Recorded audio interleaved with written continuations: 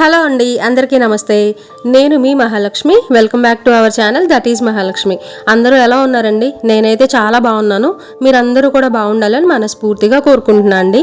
ఎవరైనా మన ఛానల్ని ఫస్ట్ టైం చూస్తున్నట్లయితే మన ఛానల్లోకి వెళ్ళి ఒక 2-3 వీడియోస్ చెక్ చేసి బాగున్నాయి అని అంటే ఒక చిన్న లైక్ ఇవ్వండి. మీరు ఇచ్చే లైక్ ఎప్పుడు వేస్ట్ అవ్వదన్నమాట. ఈ వీడియో ఇంకొంతమందికి రీచ్ అవ్వడానికి, ఇంకొంచెం ఎక్కువ వ్యూస్ రావడానికి అవకాశం ఉండిద్ది.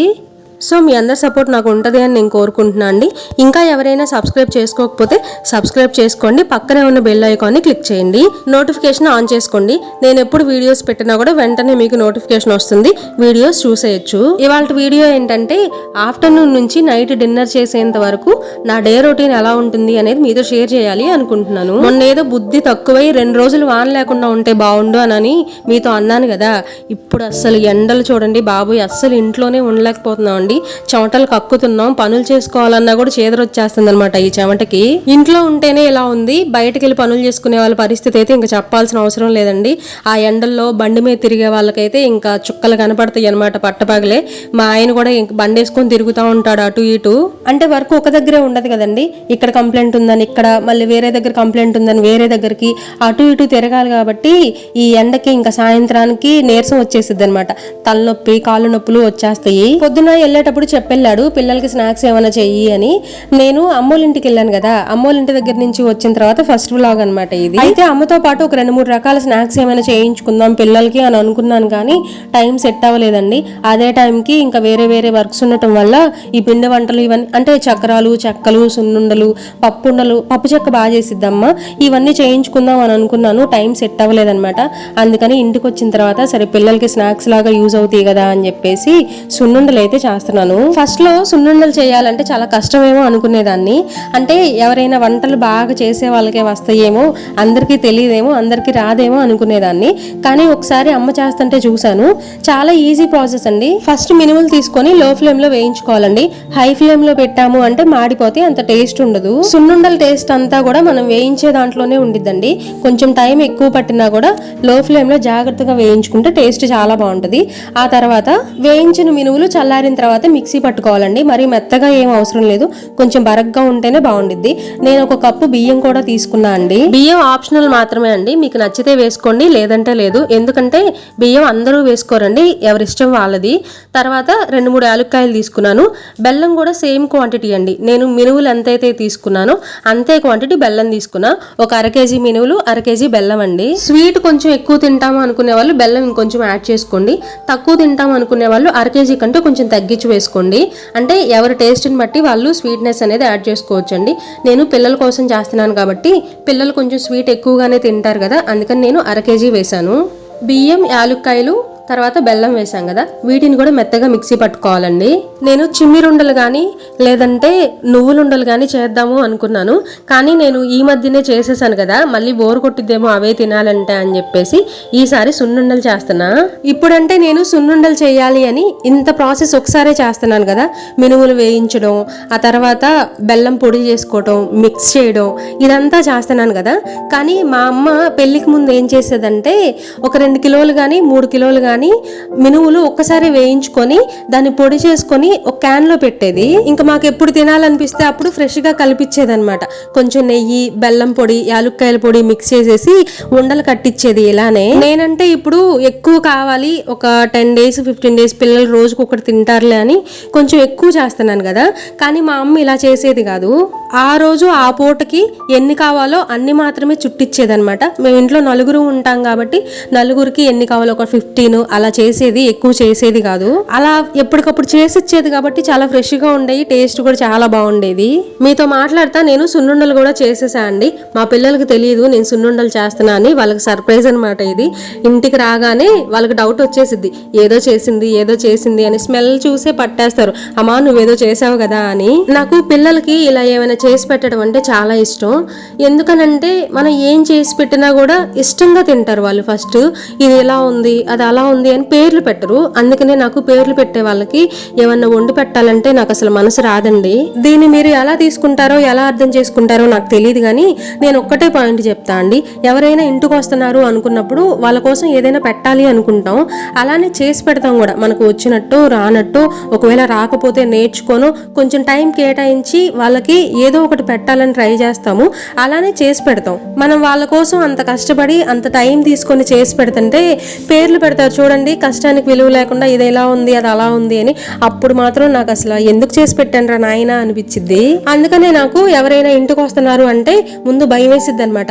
వాము ఇప్పుడు వీళ్ళకి వండి పెట్టాలి కదా, వండి పెట్టి నీ నచ్చుతాయో లేదో, సరిగా తింటారో లేదో అని చెప్పేసి భయం వేసిద్ది. నేను ఎలా వండి పెట్టినా కూడా మా కోసం టైం పెట్టి చేసింది అదే చాలు, తనకు వచ్చినట్టు చేసింది అని తృప్తిగా తినే వాళ్ళ ఇంటికి వస్తే మాత్రం నాకు చాలా హ్యాపీగా ఉండిద్దండి. వాళ్ళతో కూడా నేను భయం లేకుండా ఈజీగా కమ్యూనికేట్ అవ్వగలను. కానీ ఇలా పేర్లు పెట్టే వాళ్ళు వచ్చారు అంటేనే నాకు కొంచెం భయంగా ఉండిద్ది అనమాట. ఈవినింగ్ అయిపోయిందండి, పిల్లలు స్కూల్ నుంచి వచ్చే టైం అయింది. మామూలుగా అయితే బయట ఇలా కూర్చోను, నేను మామిడి చెట్టు కింద మాత్రమే కూర్చుంటా. కానీ ఈ మధ్య ఏమైందంటే మనకి ఇంటి ముందు ఒక 2-3 కుక్కలు ఉంటాయి. ఆ కుక్కలు మనకి ఎప్పుడు ఉండేవి, మనకేం ఇబ్బంది లేదు, మనకు అలవాటైన కుక్కలే అనమాట. కాకపోతే ఈ మధ్య కొత్త కుక్కలు వచ్చినాయి అండి, ఒక 2 కుక్కలు బాగా అరుస్తున్నాయి. ఈ పిల్లలు భయపడుతున్నారు లోపలికి రావాలి అంటేనే ఆ కుక్కలు బయట ఉన్నాయి అని అంటే. అందుకని చెప్పేసి వాళ్ళ కోసం వెయిట్ చేస్తే అక్కడే కూర్చున్నాను. అందులోనూ మధ్యాహ్నం అంతా బాగా చెమట పోసి చిరాకుగా ఉంది కదా ఇంట్లో, కొంతసేపు బయట కూర్చుందాం గాలి తోలుతుంది కదా అని చెప్పేసి అలానే కూర్చొని ఉన్నాను. పిల్లలు వచ్చేసారు. ఇక్కడ చైత్ర ఏం చెప్తుందంటే, స్కూల్లో వాళ్ళ మేడం అన్నారంట అందరూ గుడ్ ఈవినింగ్ టీచర్ అని చెప్పండి అని. కానీ వీళ్ళందరికీ పొద్దున్నే గుడ్ మార్నింగ్ చెప్పడం అలవాటు కదా, అందుకని అందరూ ఒక్కసారిగా గుడ్ మార్నింగ్ టీచర్ అని అరిశారంట. ఇంకా వాళ్ళ మేడము పిల్లలందరూ నవ్వుకున్నారంట.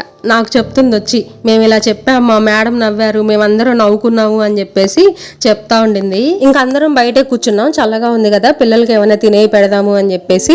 ఇంట్లో బూందీ ఉండింది, నేనేమో సున్నుండలు చేశాను కదా, సున్నుండలు బూందీ ఇచ్చా. వాళ్ళు తినుకుంటా మాటలు చెప్పుకుంటా స్కూల్లో ఏమేం జరిగినాయో మాట్లాడుకుంటా ఉన్నారు. ఇంకా నేను కూడా పిల్లలతో పాటు కొంచెంసేపు కూర్చొని మాట్లాడాను. నాకు కూడా కొంచెం సున్నుండ కొంచెం బూందీ పెట్టారు. తినేసి చెట్టుకి కాకరకాయలు ఉన్నాయండి. ఎన్నిసార్లు కోసానంటే ఇది 3వ సారి అనుకుంటాను. అంతకుముందు ఒక 2 సార్లు కోసాను, ఇప్పుడు ఒకసారి.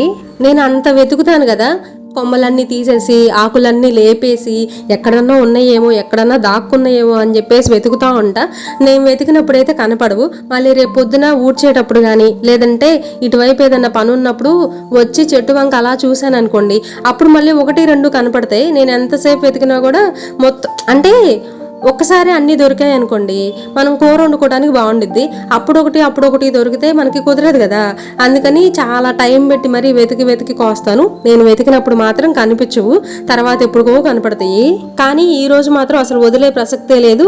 ఉన్న కాయలన్నీ కోసేయాలని చాలా టైం పెట్టి వెతికి కోసాను. ఒక 1/2 kg వరకు దొరికాయండి. రోజు సాయంత్రం పిల్లలకి టిఫినే వేసి పెడుతున్నాను కదా, మాతో పాటు చపాతీ కానీ గోధుమ రవ్వ ఉప్మా కానీ, ఇంకా దోసపిండి ఉంటే దోసపిండి, దెబ్బ రొట్టు ఉంటే దెబ్బ రొట్ట, ఏదో ఒకటి టిఫినే చేసి పెడుతున్నా. ఇంకా రోజు టిఫినే తింటున్నారు కదా, ఈ రోజు అన్నం కూర వండుదాం, అందులోనూ కాకరకాయలు ఉన్నాయి కదా ఫ్రై చేద్దాము అని చెప్పేసి ఈ కాకరకాయలు చూసిన తర్వాత నాకు అనిపించింది. ఇంకా అవన్నీ కోసుకొచ్చేసి ఇద్దండి ఇట్లా చైర్లో వేసేసాను.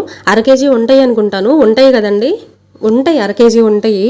ఇందాక నేను మజ్జిగ చేశానండి పిల్లలు రాకముందే. నేను ఈవినింగ్ టైంలో పిల్లలకి మ్యాక్సిమం మజ్జిగ తాగించడానికి ట్రై చేస్తాను. మీరు కూడా పిల్లలకి పొద్దున్నే కాదు, నైట్ టైం కూడా కాదండి, ఈవినింగ్ 4కి అలాగ మజ్జిగ తాగిస్తే మంచిది. పిల్లలు స్కూల్ నుంచి వచ్చేసరికి 5 దాటిద్దండి.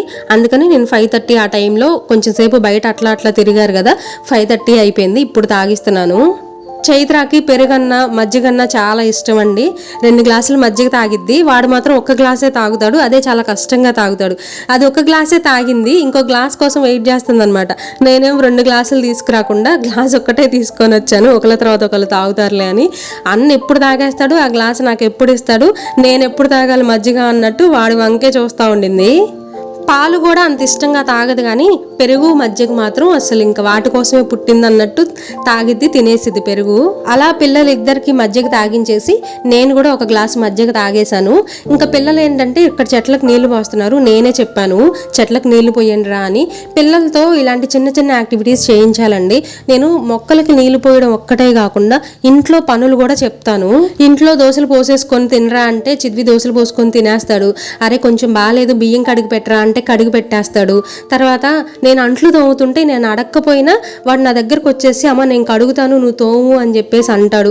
ఇంట్లో పనులు పిల్లలకి మగపిల్లలైనా ఆడపిల్లలైనా అందరూ అలవాటు చేసుకోవాలండి. చైత్ర చిన్నదే కాబట్టి దానికి ఇంకా పనులు చేయడం అదంతా అలవాటు అవ్వదు కాబట్టి ఒకవేళ చేసినా నీటుగా చేయదు. అందుకని అది చేయగలిగిన పనులు మాత్రమే దానికి కూడా చెప్తాను. అంటే కొంతమంది మీ పిల్లలు అంటే వింటారు కాబట్టి చేయిస్తున్నారు, మా పిల్లలు వినరు అని కొంతమంది అనొచ్చు. అంటే నా ఫ్రెండ్ సర్కిల్లోనే చాలామంది అంటారు మా పిల్లలు అసలు మాట వినరు, అసలు పనులు చేయరు, మీ పిల్లలు చేస్తారు అని చెప్పేసి అంటూ ఉంటారు. మా పిల్లలు మొండికేస్తారండి, వాళ్ళు కూడా నేను చేయను అన్నీ నేనే చెయ్యాలా, అన్నయ్య చేయడా చెల్లి చేయదా అని చెప్పేసి వీళ్ళిద్దరూ కూడా అడుగుతూ ఉంటారు. వాళ్ళకి నేను చెప్తా ఎవరు చేసే పని వాళ్ళు చెయ్యాలి, అది చిన్నది కాబట్టి దానికి కొంచెం టైం ఉంది నేర్చుకుంటుంది అని చెప్పేసి సర్ది చెప్తాను. అలాగే చైత్ర కూడా అన్న ఇందాక ఆ పని చేశాడు కదా ఇప్పుడు నువ్వు ఈ పని చెయ్యి అని చెప్పేసి చెప్తా ఉంటాను. ఏదైనా మనం చెప్పే దాంట్లో ఉండిద్దండి. ఒక్కసారి వినరు, 2 సార్లు వినరు, 3వసారి ఇంకా వాళ్ళే వింటారనమాట. తప్పదు, వాళ్ళకి ఇంకా వేరే ఆప్షన్ ఉండదు. తర్వాత మా ఆయన ఇంటికి వచ్చేటప్పుడు చిద్వి సైకిల్ రిపేర్కి ఇచ్చాడు. రిపేర్ వస్తే ఆ సైకిల్ రిటర్న్ తీసుకురావడానికి ఒక 2-3 రోజులు టైం పట్టింది. రిపేర్ చేయడం అయిపోయింది కానీ మా ఆయన తీసుకురావడమే కుదరలేదనమాట. ఎప్పుడు తీసుకొస్తావు అని చెప్పేసి అడుగుతా ఉన్నాడు. కానీ చెప్పట్లా ఇవాళ తీసుకొస్తా రేపు తీసుకొస్తా అని చెప్పేసి అంటా ఉన్నాడు కానీ సైకిల్ తీసుకురావట్లా. ఇంకా ఈ రోజు కుదిరింది తీసుకురావడం. ఇంకా వాడు ఆనందానికి హద్దులు లేవన్నమాట. 1-2 సార్లు చెక్ చేసుకొని అన్ని రిపేర్ చేయించాడా లేదా, బాగుందా సైకిల్ అని చూసుకొని లోపలికి తెచ్చేసుకొని దాచిపెట్టుకున్నాడు. ఇంకా రేపు పొద్దున్నే ఆ సైకిల్ చచ్చిపోయిద్ది, మళ్ళీ అంత తొక్కుతాడనమాట తీసుకెళ్లిపోయి రోడ్లన్నీ తిరిగేసి వస్తాడు. ఇక్కడైతే వంట కూడా స్టార్ట్ చేసేసానండి. అన్నం ఒక పొయ్యి మీద పెట్టేశాను, కాకరకాయలు ఫ్రై అవుతున్నాయి. మా పిల్లలు అయితే ఉట్టి కాకరకాయలు ఫ్రై చేసినవే తినేస్తారు. ఇట్లా ఏం కనపడుతున్నారా మీరు? టడాయ్ ఇక్కడ ఎవరున్నారు? ఇక్కడ ఎవరు?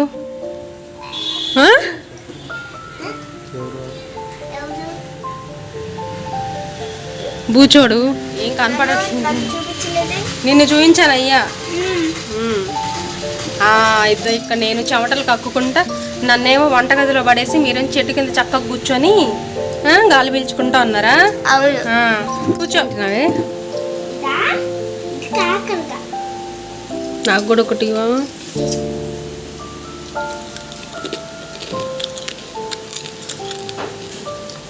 బాగుందా?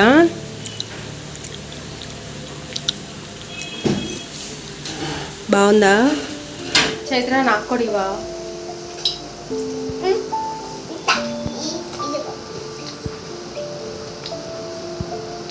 డాడీని కూడా రమ్మని.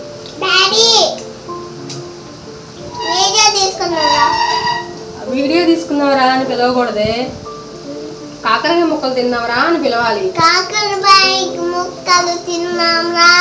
ఏంటది?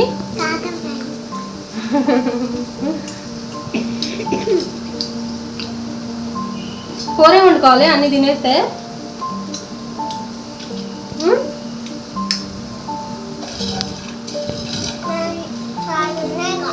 అవి సరిపోతాయా? ఎందుకనో తెలియదు కానీ చుట్టుపక్కల ఇళ్లలో అందరికీ కరెంట్ ఉంది, మాకు మాత్రమే కరెంట్ లేదు. ఫ్యూజ్ ఏమన్నా పోయిందేమో. మా ఆయన ఇప్పుడే కదా వచ్చాడు, కొంతసేపు కూర్చుంటాడు. నేను వంట కూడా చీకట్లోనే చేశాను. చీకట్లో వంట చేస్తానని కొంచెం వచ్చి రిపేర్ చేయమన్నా కూడా చేయలేదన్నమాట. అలానే కూర్చొని వ్యవహారం పెట్టుకుంటా ఉన్నారు ముగ్గురు. నేను ఫోన్లో టార్చ్ లైట్ ఆన్ చేసుకొని వంట కంప్లీట్ చేసేసా అండి.